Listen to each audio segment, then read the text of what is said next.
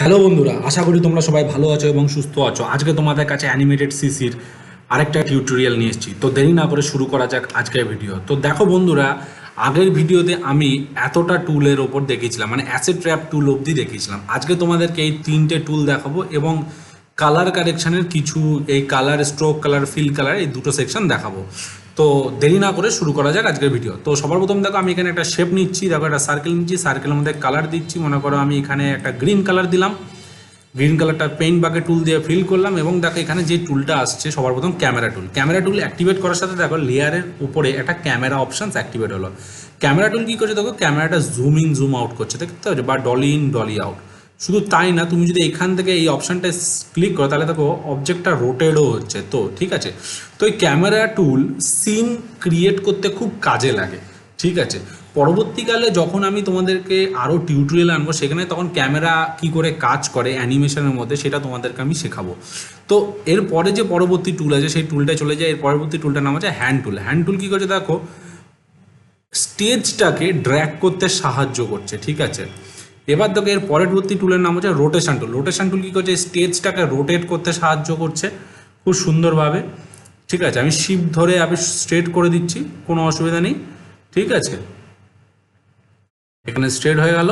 ঠিক আছে, এর পরের টুলটার নাম হচ্ছে টাইম স্ক্র্যাপ টুল। টাইম স্ক্র্যাপ টুল দেখো এখানে কাজ হবে না। কেন হবে না? কারণ এইখানে এই যে টাইম লাইন আছে, টাইম লাইনটাকে মনে করো আমি এক্সটেন্ড করছি এখানে থেকে মনে করো F5 প্রেস করে এক্সটেন্ড করলাম। এবার দেখো টাইম লাইন, এই যে এর পরবর্তী হচ্ছে যে টাইম স্ক্র্যাপ যে টুলটা আছে। এবার দেখো এই টাইম লাইন বারটাকে আমাদেরকে অ্যাডজাস্ট করতে সাহায্য করছে, দেখতে যে আগে পিছিয়ে নিয়ে যেতে সাহায্য করছে। ঠিক আছে, এবার পরবর্তী টুলটার নাম হচ্ছে জুম টুল। জুম টুল কী করছে দেখো, জুম ইন করছে, অল্ট প্রেস করলে জুম আউট। ঠিক আছে, খুব সুন্দরভাবে জুম আউট হচ্ছে। এবং তুমি যদি চাও, তুমি যদি চাও কন্ট্রোল প্লাসও জুম ইন করতে পারো, কন্ট্রোল মাইনাসও জুম আউট করতে পারো, বা তুমি এই যে কোনার দিকে যে এই যে অপশানটা আছে এখান থেকেও তুমি জুম ইন জুম আউট করতে পারো। এটা দেখতে পাচ্ছ, এখান থেকে জুম ইন জুম আউট হচ্ছে। আবার এখান থেকে তুমি ফিট উইন্ডো করে দাও, ফিট উইন্ডো হয়ে গেল, মানে ফিট স্ক্রিন হয়ে গেল। এবারে যেখানে ফিল কালার আছে, ফিল কালার, এটা ফিল, এটা স্ট্রোক। ফিল কালার দেখো এখান থেকে তুমি ফিল কালার নিতে পারো। তুমি যদি চাও তো তুমি এখান থেকে গ্রেডিয়েন্টও অ্যাপ্লাই করতে পারো, বা এখান থেকে কালার প্যালেট থেকেও তুমি কালার চয়েস করে ওকে করতে পারো। তুমি যদি কালারের আনফিল করতে চাও তো এখান থেকে আনফিল হয়ে গেলো। আবার তুমি যদি এখান থেকে ফিল করতে চাও এখান থেকে ফিল হচ্ছে। ঠিক আছে, আমি আবার পেইন্ট বাকেট টুল দিয়ে কালার অ্যাপ্লাই করে দিলাম। এখান থেকে কালারে আলফা কমাতে চাইলেও তুমি এখান থেকে কালারে আলফা কমাতে পারো। দেখো হালকা হয়ে গেল। ঠিক আছে, এই যে দেখতে পাচ্ছ খুব সুন্দরভাবে। আবার যদি তুমি এখান থেকে আবার যেই কালারটা নেবে সেখান থেকে কালারের ওপাসিটি বা অ্যাকচুয়ালি বলা যায় যে ওপাসিটি তুমি কম করতে পারো। ঠিক আছে, আর স্ট্রোক কালারটাকে ক্লিক করার পরে তুমি যদি এখানে ক্লিক করো, এখানে স্ট্রোক কালারটাকেও তুমি চেঞ্জ করতে পারো। এখান থেকে দেখো স্ট্রোক কালার চেঞ্জ হচ্ছে। জুম করলে তুমি ভালো বুঝতে পারো, আমি জুম করছি তাহলে তোমরা বুঝতে পারবে। এখান থেকে দেখো তুমি স্ট্রোক কালারটা চেঞ্জ করছি, দেখতে পাচ্ছ খুব সুন্দরভাবে।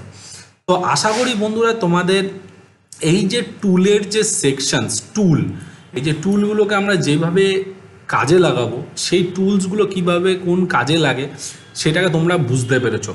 যদি তোমাদের আজকের ভিডিও ভালো লেগে থাকে তাহলে অবশ্যই তোমরা তোমাদের চ্যানেলটিকে লাইক করো, কমেন্ট করো, অ্যান্ড প্লিজ সাবস্ক্রাইব করতে ভুলো না। নেক্সট ভিডিওতে অ্যানিমেটেড সিসির ইম্পর্টেন্ট শর্টকাট কী আছে সেটা আমি তোমাদেরকে দেখাতে চলেছি। তো আজকের ভিডিও এখানেই শেষ করছি।